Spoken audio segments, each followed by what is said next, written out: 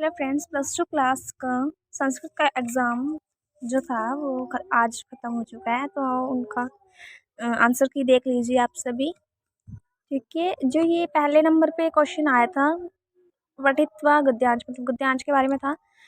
तो ये था लोके प्रतिवर्ष की विद्यते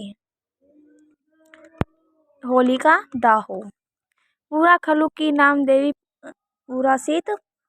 इसका ये आ जाएगा इदमपि किलम स्मर्यते यत पूरा खलु हिरण्यकशिपुर्ण्याम देवरति पुरसीत। ठीक है, तो इस सभी में मतलब सारे आंसर इसके हैं। ठीक है, और उसके बाद था लास्ट में इसका क्वेश्चन अस्य अनुच्छेद से कृते उपयुक्त शीर्षक संस्कृत लिखा था। तो सही बताऊं, मैंने तो इसका लिखा है होलिका दहन। आई थिंक इसका यही था। अच्छा, स हरिभक्त प्राज्ञण प्रहलाद नामान डैश अभवत। इसका आएगा स्वस्तुतम। निज पुत्रम का प्रायवाची स्वस्तुतम।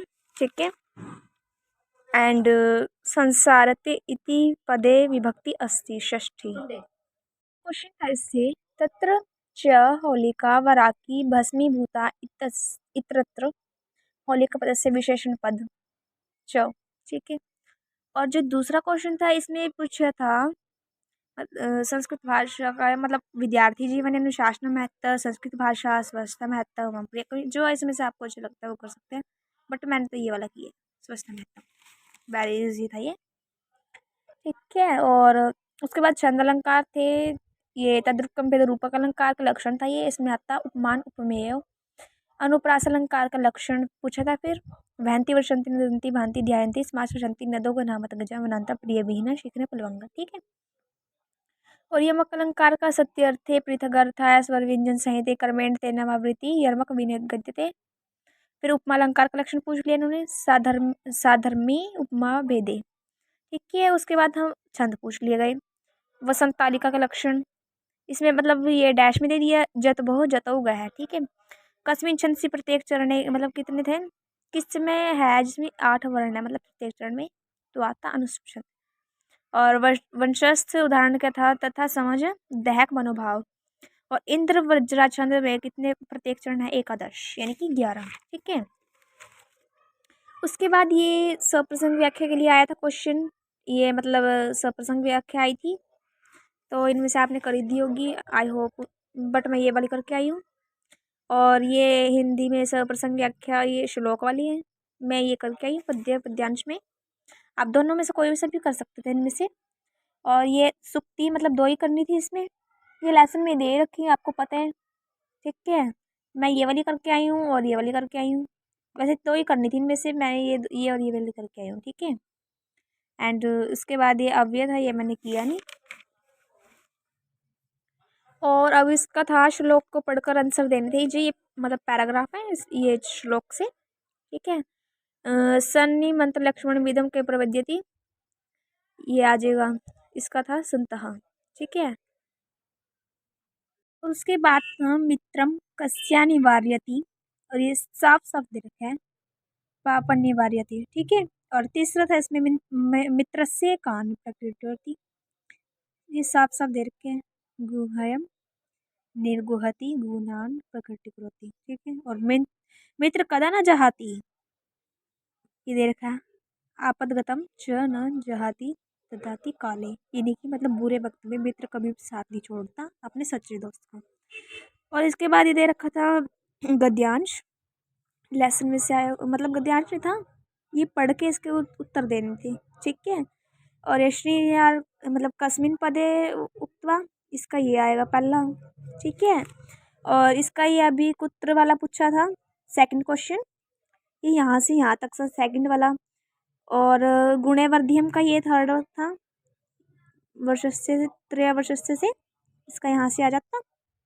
और खाद्य की न्यूनम मतलब ये खाद्य वाला पूछा है, इसमें मतलब अपमिश्रम मतलब कोई भी मिलावट नहीं करता था जब से वो श्रीनिवार वहाँ पर आए थे। ठीक है, ये क्वेश्चन इससे पूछे हैं तो इससे रिलेटेड आप इसमें करेंगे। ठीक है, तो उसके बाद 10वां क्वेश्चन है कि इसमें मतलब प्रश्न 4 ही करने हैं। ठीक है, रेखांकित पद्य यानी कि प्रश्न निर्माण करना है आपको इन जैसे ये है ये है ये है। ठीक है, इनका चपला है कीदृश्य, कुबेरात कस्मात, यानी कि पीछे से पता ही चल रहा साफ साफ कि इसका ये आंसर है। ठीक है, कर्मणेव केनेव। ठीक है, श्रीदासः कः, श्रीदासः कः, सीतया कया, सीतया कया।